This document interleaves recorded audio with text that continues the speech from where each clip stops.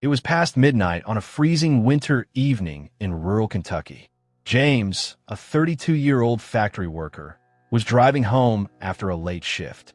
The road was empty, just miles of dark trees and the occasional flicker of a farmhouse light in the distance. As his headlights cut through the fog, James noticed something ahead, a figure walking along the shoulder of the road. At first, he thought it might be a trick of the light, but as he slowed down, he realized it was a young woman, no older than her early 20s, dressed in a pale dress that looked far too thin for the bitter cold. She was shivering, arms wrapped tightly around herself. James hesitated. He'd heard all the warnings about picking up strangers at night, but something about her made him stop. Maybe it was her fragile appearance. Maybe it was guilt at the thought of leaving someone stranded out here in the freezing dark. He pulled over and rolled down his window. "Do you need a ride?" he asked. The girl nodded silently and slipped into the passenger seat. Her skin was ice cold to the touch, and her hair was damp, as if she'd been caught in the rain. She introduced herself only as Mary. For a while, they drove in silence. James tried to make small talk, asking where she was headed. She finally spoke, her voice soft and distant. "Just down the road to my house." She gave him directions, and he followed, though something about her tone sent a chill through him. When they reached the end of a gravel lane, Mary pointed to a small farmhouse at the top of the hill. James pulled into the driveway and turned to tell her they had arrived. But the seat was empty. His heart skipped a beat. He hadn't heard the door open. There had been no sound at all. Mary was simply gone. Shaken, James got out of the car and walked up to the farmhouse door. An elderly woman answered. "Excuse me, ma'am," James said, still rattled. "I just gave a young woman a ride. She said her name was Mary and that she lived here, but she disappeared before I could even see her inside." The woman's face drained of color. Slowly, she whispered, "Mary was my daughter. She died in a car accident on that same road over 20 years ago." James drove home that night in silence, his hands trembling on the wheel. He never forgot the cold touch of Mary's hand or the empty seat beside him.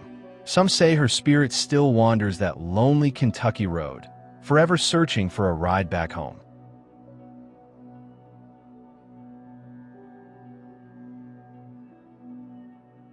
It was the fall of 2016 in rural Pennsylvania. A young woman named Sarah had spent the evening visiting a friend. By the time she left, it was nearly midnight. The sky was pitch black, the roads nearly deserted. She had a 2-hour drive ahead of her, nothing but long stretches of highway cutting through farmland and forest. At first, it was peaceful, just her, the radio humming softly, and the white lines of the road sliding past. But then, headlights appeared in her rearview mirror. At first, Sarah didn't think much of it. Cars come and go, even late at night. But something about this vehicle was off. Every lane change she made, it mirrored her.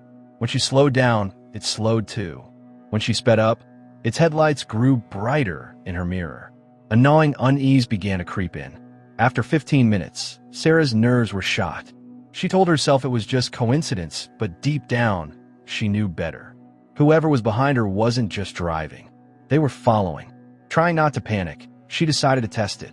She abruptly switched lanes, then exited the highway at the last second. Sure enough, the car followed. Her hands tightened on the wheel. Her breathing quickened. Out here, the exits only led to long, empty roads. There were no gas stations, no lights, no people. That's when she noticed something else. Every so often, the car behind her would flash its high beams. At first, she thought it was just trying to intimidate her. But the timing was strange, almost purposeful. Fear took over. She knew she couldn't keep driving aimlessly. She needed people, safety, light. She spotted a glowing sign ahead, a 24-hour gas station. She swerved into the lot, parked right in front of the glass storefront, and bolted out of her car. The vehicle behind her pulled in too. Sarah's chest tightened as the driver got out and ran toward her. But instead of attacking, he yelled, "Call the police. There's someone in your back seat." Her blood turned to ice. The clerk locked the doors and dialed 911. Sarah, shaking uncontrollably, forced herself to look inside her own car. And there he was, a man, crouched low, clutching a knife.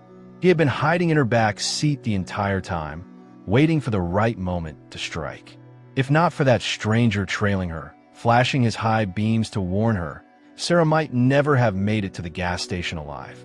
The police arrested the man, but the memory of that night stayed with her forever. Because sometimes the real danger isn't the car behind you. It's the one already inside.